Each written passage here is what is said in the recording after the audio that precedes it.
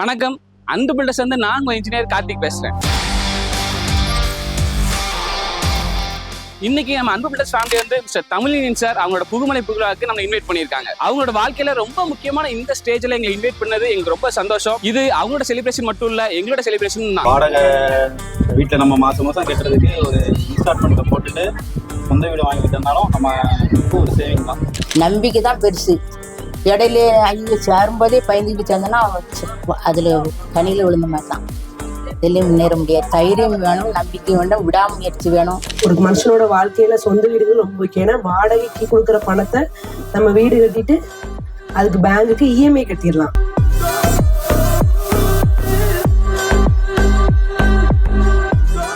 இப்போ இருக்கிற ஜென்ரேஷன் ஒரு வீடை பற்றி திங்க் பண்ணுறாங்களா சார்? வீடு கட்டணும், இடம் வாங்கணும் அப்படிங்கிறதுலாம் அவங்களுக்கு எப்படி சார் இருக்கு? நீங்கள் ஆக்சுவலி இப்போ உள்ளவங்க முன்னாடி உள்ளவங்க யோசிச்சாங்களாம் தெரியாது, இப்போ உள்ளவங்க அதை மட்டும் தான் நிறைய யோசிக்கிறாங்க. அவங்களுக்கான இம்பார்ட்டன்ஸ் என்னன்னு கேட்டால் எனக்கு ஒரு வீடு இருக்கா, இல்லை எனக்கு ஒரு வீடு இருக்கா, இல்லை எனக்குன்னு ஏதாவது சொத்துன்னு ஒரு விஷயம் இருக்காங்கிறது இப்போ ரொம்ப கான்சியஸாக இருக்கிறாங்க. ஈவன் 10 வருஷத்துக்கு முன்னாடி பார்த்தீங்கன்னா அப்பா அம்மா சேர்த்து வைக்கிறதோ சொத்து, அது இவங்க எதிர்பார்க்க கூட மாட்டாங்க. தேவை வரும்போது இருக்கா இல்லைன்னு மட்டும் பார்த்துக்கிட்டாங்க. இப்போ அவங்க படிக்க ஆரம்பிக்கும் போதுல இருந்து எனக்கு என்ன இருக்குங்கிற ஒரு மனப்பான்மையில தான் இருக்காங்க.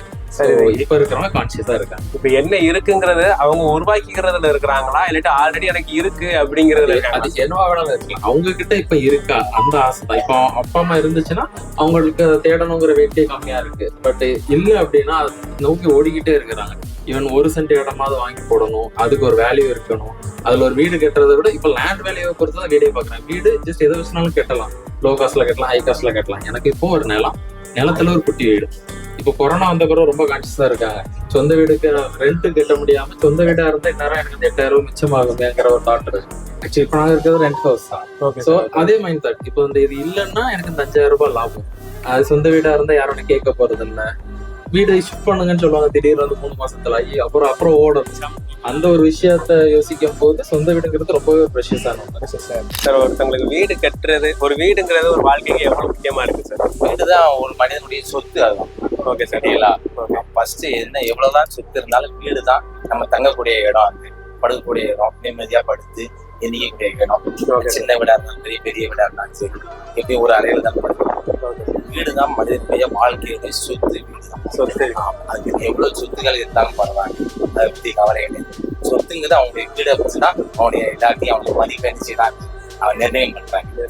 அப்படி சின்ன வீடு எப்படி அவனுடைய ஸ்டேட்டஸ் எப்படி இருக்கு, கொஞ்சம் பெரிய வீடு, அதுக்கு பெரிய வீடு. அதனால வீடை வச்சுதான் நினைச்சுட்டாங்க. ஸ்டேட்டஸ் பொண்ணு பார்க்க வந்தாங்க, மாப்பிள்ளைக்கு வீடு இருக்கா கேட்காங்க. அதனால வீடு தான் வாழ்க்கையில மனிதனுக்கு முக்கியமான வீடு தான். அன்பு பில்டர்ஸ்ல இருந்து நாங்க என்ன பண்றோம் அப்படின்னா இதுதான் மேடம். ஒருத்தவங்க வந்து வீடு கட்டுறதுக்கு பயப்படுவாங்க. எப்படி நம்ம ஸ்டார்ட் பண்ணிட்டோம், கட்டி எப்படி முடிப்போம், அதுக்கு என்னென்ன ப்ராசஸ்லாம் வரும் அப்படிங்கிறது. நம்ம அன்பு பில்டர்ஸ்ல இருந்து என்ன பண்றோம் அப்படின்னா ஜாய்ஃபுல்லாகவும் ஸ்ட்ரெஸ் ஃப்ரீயாகவும் வீடு கட்டி கொடுக்குறோம். அவங்களுக்கு ஃபுல் கைடன்ஸ்ல இருந்து எல்லாமே பண்ணி கொடுக்குறோம். இப்போ அந்த ப்ராஜெக்டும் கம்ப்ளீட் பண்ணி முடிச்சிருக்கோம். சொல்லிருக்காங்க பெருமாள்புரத்துல தானே. ஆமா மேடம், ஜபா கார்டுல நமக்கு ஆபீஸ் இருக்குது. இந்த வீடு உங்களுக்கு பிடிச்சிருக்கா மேடம்? வீட்டுல உங்களுக்கு ஏதாவது ஸ்பெஷலா சொல்ற மாதிரி ஏதாவது இருக்கா? தமிழியன் சார் வீடு பால்காய்ப்பு வந்திருக்கீங்க, வீடுக்குள்ள போய் பார்த்திருப்பீங்க. நான் போய் பார்த்தேன். எனக்கு வந்து என்ன அப்படின்னா அந்த ரெஸ்ட் ரூம்ல வந்து அந்த டைல்ஸ், அந்த ஆஷ் கலர், அது ரொம்ப பிடிச்சி. ஏன்னா பொதுவா வந்து எல்லா புது வீட்லயும் பாத்தீங்கன்னா அந்த ஒயிட்டு சாண்டல் அந்த மாதிரிதான் இது பண்ணிருப்பாங்க. அதனால எனக்கு அந்த ஆஷ் கலர் அந்த இது நல்லா இருந்துச்சு. வீடுலயும் அந்த ஜன்னல்ல வந்து ப்ரௌன் கலர்ல அந்த ஜன்னல் கலரும் வீட்டோட பெயிண்ட் அந்த கலரும் அது நல்ல மேட்ச் ஆச்சு. நம்ம பழமொழி தகுந்தபடி வீடை கட்டி போற கல்யாணத்தை பிடிச்சிக்கலாம்.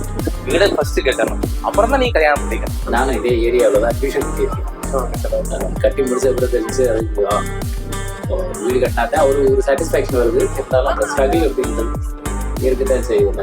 ஒரு மிடில் கிளாஸ் ஃபேமிலிக்கு ஒரு வீடுங்கிறது பெரிய அச்சீவ்மெண்ட். Okay sir. அது வந்த பிறகு ஓகே நம்ம ஒரு வீடு அமையும் சொந்தமா அப்படிங்கிறது. வீடு எல்லாருக்கும் முக்கியம், கண்டிப்பா தேவையானது. மாட வேணா அவங்க செய்யாத இது செய்யாத சொல்லுவாங்கல்ல, அதனால நமக்கு கண்டிப்பா தேவை சொந்த வீடு.